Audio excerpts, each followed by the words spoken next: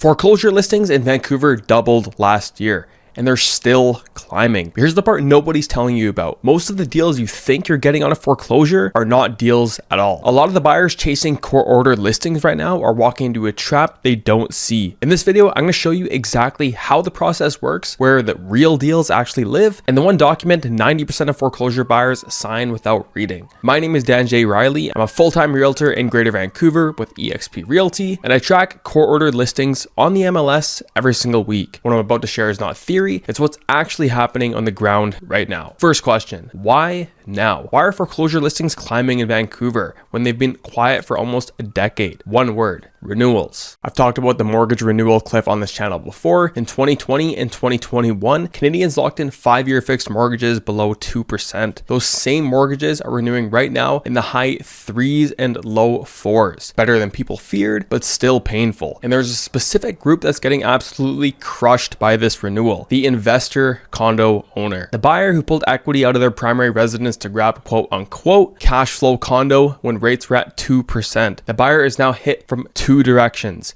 The carrying cost is up by $1,500 a month, and the rental income is down almost 10% from last year. Costs up, rents down. That is the perfect storm. And for thousands of leveraged investors across Metro Vancouver, unfortunately, that storm is what is putting their property in foreclosure. Let me show you what this actually looks like on a real Vancouver number. A typical investor bought a 1-bedroom condo in Burnaby in 2021 for $700,000. They put 20% down, financed $560,000 at 1.9%. Their carrying cost was about $2,300 a month. Their rent income back in 2021 was $2,800 a month. When all is said and done, you're pretty close to break even. It's not great. Now jump into 2026. Renewal hits at 4%. Now your new carrying cost, roughly $3,200 a month just for the mortgage. The rent on the same unit down to $2,500. That investor is now bleeding close to $1,000 a month. A lot of the times over $12,000 a year. For a year or two, they can cover it out of pocket, and after that,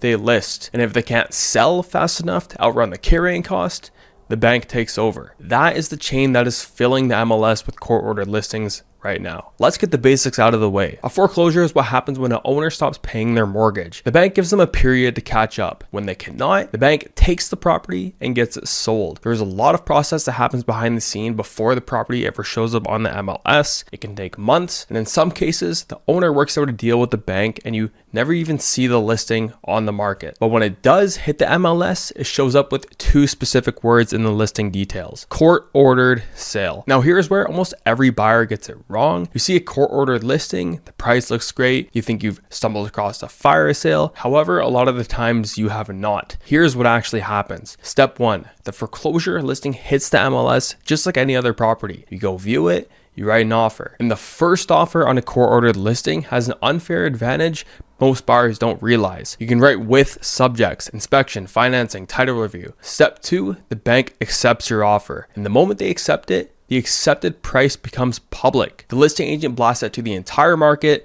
other agents, other buyers, other investors, and the message is simple: come to the court date and beat this offer. Step 3, a court date gets set usually a few weeks after your offer is accepted. And on that court date, other buyers are allowed to come in and overbid you. However, there's one massive catch. Every competing offer at court must be subject free. So no inspection, no financing, no title review.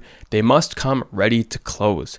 The judge sees all the offers, the highest one wins. The bank's accepted offer is just the floor.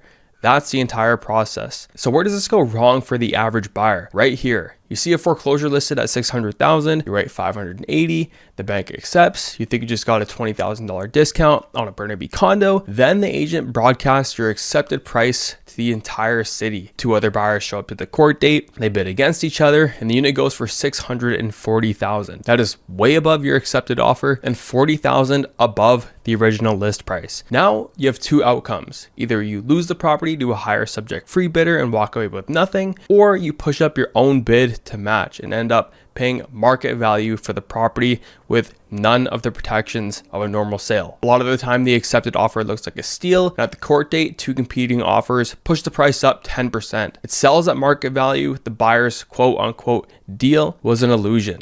That's the trap. So if you're a first offer and you know how the game works, there's actually a strategy here a lot of buyers miss. When you write on a court-ordered listing As the first offer, you can stack your subjects to protect yourself. Inspection, financing, title review, strata document review. If it's a condo, use that window to do the actual due diligence the bank will not do for you. Get the inspector in on day one. Pull the strata depreciation report. Run the engagement letter on the lawyer to read Schedule A. And here's the move nobody talks about. If you find something during your subject period that makes the deal not worth pursuing, walk away. Lose your shot, keep your deposit, move on. Cost of walking away from a bad foreclosure is zero. The cost of closing on a bad foreclosure is whatever Schedule A buries inside it. That is not a trade-off serious buyers make. Now we get to the part that 90% of foreclosure buyers sign without ever reading, Schedule A. Schedule A is a document that the lender's lawyers attach to every court-ordered sale, and essentially what it does is it takes every protection a normal buyer would have and erases it.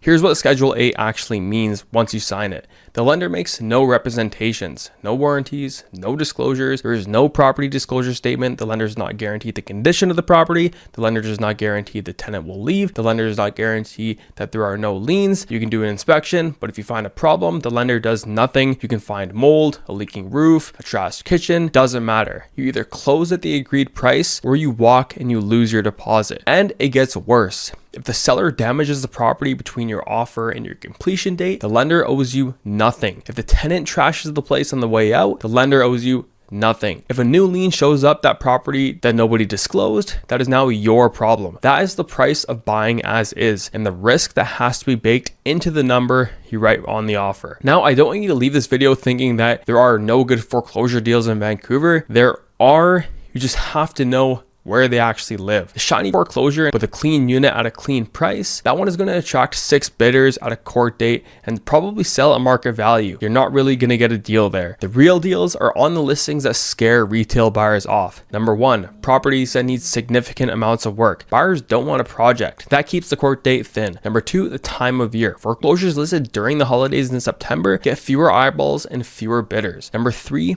development plays. If the value is in the lot, not the building, 90% of consumers will not even look. That is where the builder and the investor can make their margin. Those are the buyers who actually win at foreclosures. The buyers chasing shiny condos through the court-ordered process are usually paying market for as-is risk. That is the opposite of a deal. If you're looking at a court-ordered listing right now, do these 5 things before you write an offer. Number 1, pull the comps. If your accepted offer price is anywhere close to market value, you're not getting a deal once the bidding war hits. Walk away. Number 2, read Schedule A with a real estate lawyer, not after you write, before. Number 3, plan to come back to court subject free. Even if you're the first offer, the court date is where the real fight happens. Get your inspection done early, lock your financing, be ready to remove subjects or lose your shot. Number 4, bake the as-is risk into your number. If the unit needs $10,000 in cosmetics and another $10,000 in repairs, that $20,000 comes out of your offer. Number 5, watch the buildings that are bleeding the worst right now. Investor-heavy towers in Burnaby, Coquitlam, and North Surrey are where you're going to see the most foreclosure inventory hit the MLS over the next 12 months. Those are the same buildings where pre-sale buyers walked away from deposits last year. The same buildings, same buyer profile, same liability traps. If you're eyeing a foreclosure listing in one of those buildings, or you're thinking about buying any pre-sale unit in 2026, comment the word pre-sale on this video and I'll send you my pre-sale buyer's guide. It walks through every clause to check through before you sign on a pre-sale or a foreclosure in this market. If you want to talk one-on-one about a specific property you're looking at, the link to book a pre-sale strategy session is in the description. I can pull the comps with you, read the Schedule A, and tell you straight up whether there's actually a deal there or you're about to overpay for as-is risk. And the next 12 months are going to be the biggest opportunity serious buyers have seen in over a decade, but only if you understand the process, only if you read the Schedule A, and only if you stop chasing shiny units through the court date. Again, my name is Dan J. Reilly with eXp Realty. Thanks for watching. I'll see you in the next one.